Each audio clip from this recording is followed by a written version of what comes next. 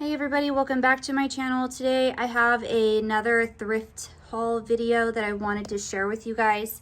I have the books that I wanted to share in my last haul video that I didn't get to because I had a lot of stuff to share, I guess, because it was running long.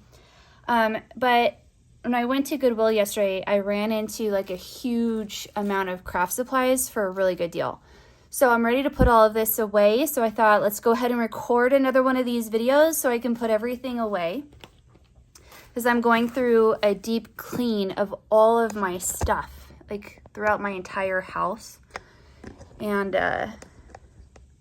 yeah, so I'm giving a lot of stuff to consignment. I have a local consignment store where I can shop, where I can send things, where I can give up to like 4 trash bags full of stuff every week, and as long as it's seasonal. And then basically you get 50% of what it sells for, and so then you can either take that cash or you can use it as like a tab to then buy more stuff at their shop, which I do because they have a lot of great kids clothes. So we do a lot of like seasonal exchange, in my opinion, where we'll do like a bunch of summer, we'll give them a bunch of like my kids' summer clothes that they've outgrown, and then we'll buy, you know, secondhand, which a lot of the stuff in that store is like brand new. So anyway, so I'm gonna leave books for last, and I'm gonna go with crafty stuff first. So the first thing that I want to share is this Fisker's mat. So normally I have a Fisker's mat here, but it's like a big one. It's 36 inches by 24 inches, and this is one of the smaller ones. Let's see if I can, yeah. This is a 24 by 18 inch Fisker's mat, and I got this for $1.99. What a score, right? Super good score. I actually kind of like how that was. Okay, cool. And sorry, my nails are a little ratchet today, but I wanted to get this video done. Okay, so let's go with the big scores of the day yesterday. I couldn't believe that these were here. So I got these. I collect these at antique shops and stuff like that, and these would be so much money at an antique shop. So I got these for 99 cents. This smaller one for 99 cents, and then I got this one for $1.99. I think it's because they didn't know what they were, and I mean, really, like, who wants to buy these normally? But I love collecting them. So I was very happy to find them, and I love the colors. So I've got yellow, and this is going to match all of my summer decor, bees, and all that, sunflowers. And then this I could have out all year long, and they're huge. I mean, look at how big that is. So I am so thrilled to have these. You like the yellow one? Yeah. So I'm really happy about that. And then, let's see. This was actually the number one thing that I found first. So I just ran in to see, oh, let's just go in and see what they have yesterday. And then I saw this, and I've never bought this before, but this was $1.99. I'm sure this runs 15 to 20 bucks. I'm not really sure. I've seen this at Walmart. And it's a round loom, makes scarves, hats, socks, and more. I've never used this, like I said before. But let's see, kit includes 4 looms, hook, needle, and instructions. The pink one has 40 pegs, 36 pegs, 30 pegs, 24 pegs. So this would be something that I can learn how to use, and my kids might be interested in using it. I'm not really sure. It's supposed to be easier for kids and for people to do things, right? So I think this would be really interesting. I think it would be an interesting video too, to kind of like get this out and see what we think, maybe do it with my kids. And this must have been like some person's entire craft collection got donated. I'm not really sure. So I have this. I'm really excited to break into this and use this with my kids and see what they think. Because I have a lot of like extra stash yarn. Sometimes you have a project where you don't know if you're going to need 2 to 3 skeins of it, and so then you have like that extra skein that you don't have anything to do with, so we can practice on this. So I think this is going to be cool. I'm really interested. Also, my daughter and I was watching a reel about like the machine loom, like the machine, the knitting machine where you can put, you know, like you can make stuffed animals or socks or clothes with it, but it's in a circle. It's like the Addie one that I was watching. And so my daughter saw this, Jules, and she's like, is that the machine loom? And because we had literally just watched the video the night before, and I said, no, this is a manual one. But my husband has asked me if I'm interested in the machine knitting. Then, oh my gosh, where are words today? The knitting machine. The machine loom, I guess. You know what I'm saying? So my husband's asked me if I was interested in it, and so this would be a good preview to see if I would be interested in the investment. Not this year, but maybe next year. So along with that, there was yarn. Again, so we can even practice with this yarn. The Hometown USA, which I don't normally buy this anymore, but I kind of wish, like I used to have a big stash of it and then I sold it, and I kind of wish I still had it. When I was first beginning to crochet, I loved this Karen Simply Soft yarn. I used to love this yarn, and I still do. It's just so soft. It doesn't last very good, but it is so soft. And then I debated on picking this up, and I thought it was 99 cents, and this is a very usable color, absolutely. So I bought this, 99 cents each for each skein of yarn. I thought that was so rad because I don't normally find yarn anymore at a thrift store. And I really like these colors because they're Christmas colors. So maybe I'll be able to make hats, or again, we can use this on the loom for practice. Let's see what else is in here. Okay, let's just pick up the rest. They had quite a few different notions.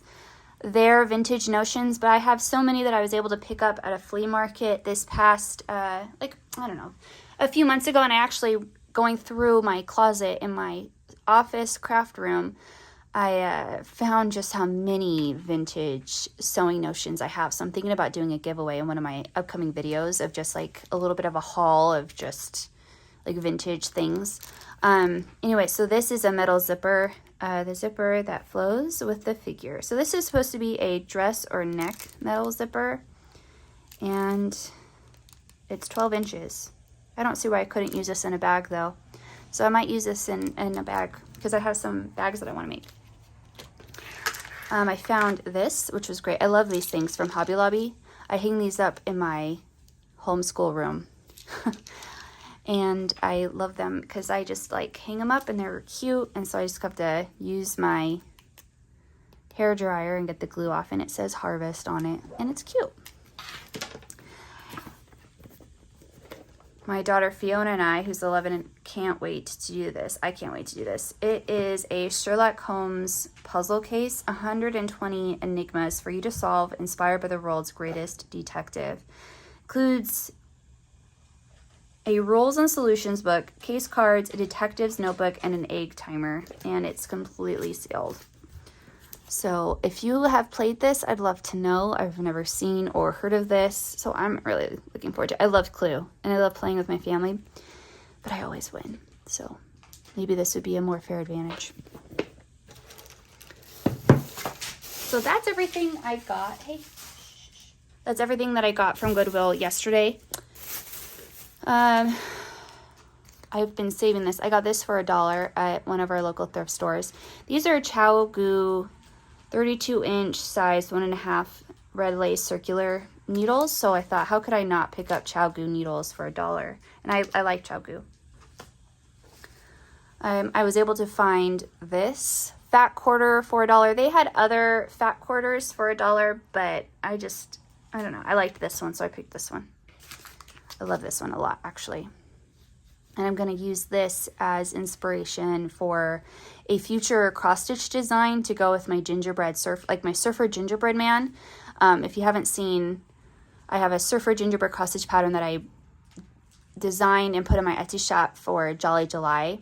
And I'd like to continue that theme. And one of the things that I'd like to do is a surfer van. I think it's going to be cute. And you'll see what it's going to go with. Okay, the rest of what I have is pretty much books and stuff. So, oh yeah, I got these shoes. This is from my consignment shop that I bring stuff to. And so I have my tab running, and I buy shoes a size or 2 up, so that way I don't have to look for them when they need them. I just already have them in their closet. So I was able to get these Old Navy tennies for, I think they're like $3. And I like to just have simple shoes like that. 1, that would be cute for church, and 2, cute play shoes. Okay, so I collect golden books. I've collected golden books for years, ever since Fiona was a baby. I've collected golden books at all the different thrift stores that I've gone to. And so I continue to pick them up every time I find them. And Fiona found a bunch of these in the book section. So I'll go ahead and quickly share the ones that I got today. Color Kittens, I've actually never seen this one before. And it's in perfect condition. 2003. Yes, Jules? Oh, you just saying hi? Mm-hmm. Okay, you can look. I'm gonna go to the bathroom. That's fine. You're okay. Go ahead, babe. So that's really cute. Disney the Rescuers. Mm.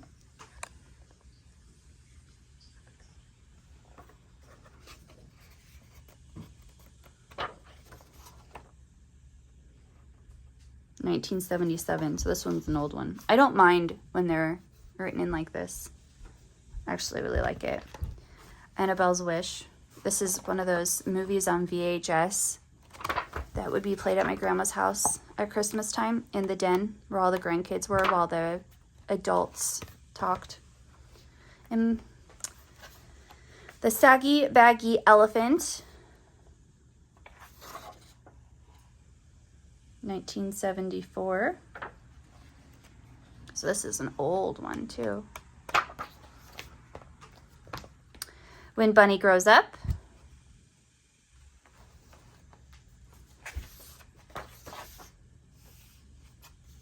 $1955.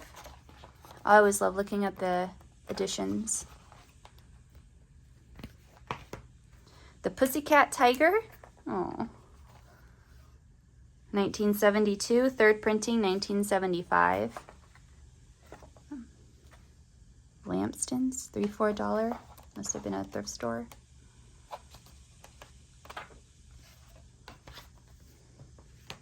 Frosty the Snowman. I remember having this one when I was a kid. I had this. Yeah, I had this one. I haven't seen it since. Oh, I used to love it. Yes, I remember this. Oh, that's lovely. I'm happy to have that. The Grand and Wonderful Day, Winnie the Pooh, 1995. Yep. I'm sure I had this one too in my collection when I was a kid. And The Ugly Duckling. What a good one to end on. 1986. Want to look through these now that I've shown them? Mm-hmm. I think I had this one too when I was a kid. Here, go ahead. Thank you. You're welcome. What's the one that your grandma used to put on all the Annabelle's Wish. Annabelle's Wish. Okay. Another thing, this is something that I've started collecting recently. I've looked for them for years and really never came across them. And then this past year, well, not even this past year, like the past 2 months, I've come across a lot of these. And I'm talking about these large books. Do you remember these from the 90s, the early 90s?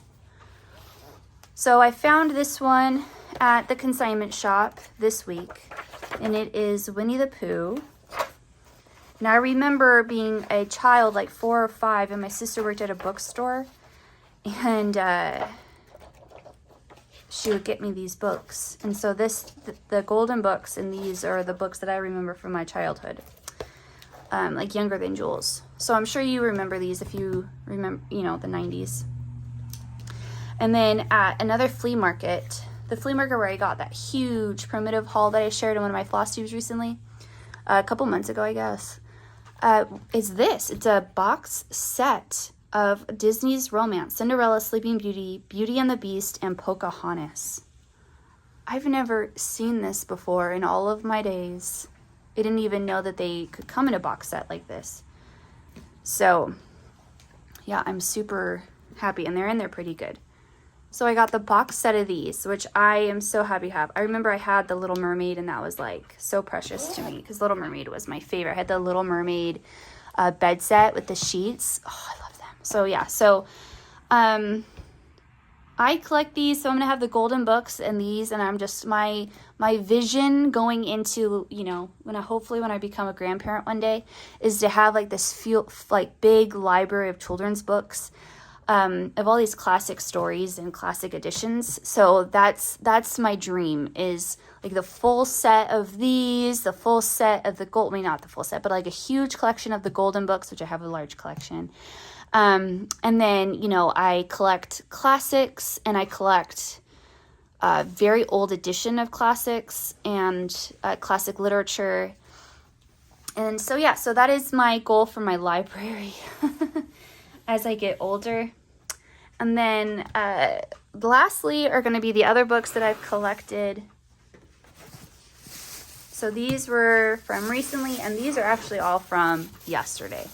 So The Lost Apothecary, I actually read this book. I liked it a lot. But another thing that I do is I collect books, especially now that Fiona's 11. I collect books for Fiona and Jules that they can read in a couple of years. So, you know, books are expensive. So if I come across books that I think she would like to read as she gets older, then she already has a library of books available to her that she can have in her possession to read at any time. So when she's a young adult, you know, she can read the Lost Apothecary or whatever. So, and I think it'll be cool for her to know that these are books that I read and I enjoyed. So anyway, so The Lost Apothecary is a novel by Sarah Penner.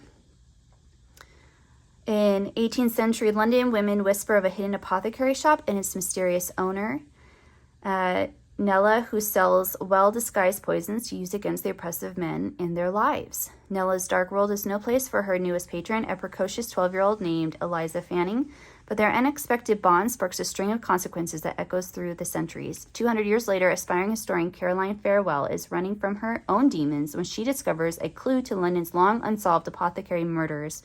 Caroline's upended present soon collides with an explosive history, binding her fate to Nella's and Eliza's in a stunning twist that transcends the barrier of time. I loved this book. I thought it was very good. And it was a fast read.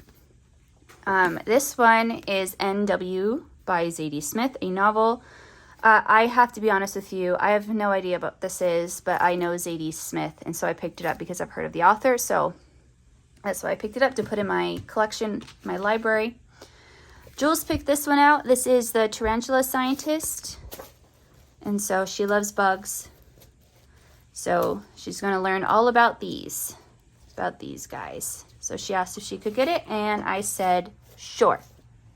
And then I picked this up, First Facts About American Heroes.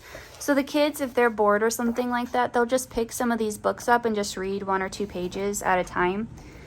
And so that's what we have. I have this available to them. Just they can pick these up and learn about these people. You never know what they might learn or what might strike a chord. So another American, and I have a lot of books about American history for kids ages up through like adult, and this is a good one that will be digestible for them. All right, lastly, let's see, what did I pick up yesterday?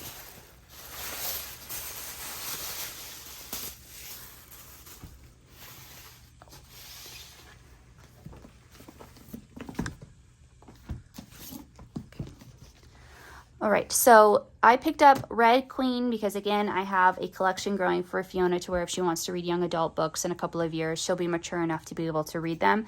So for $2.99, I picked this up. It's a hardback book to put in a collection that she may want.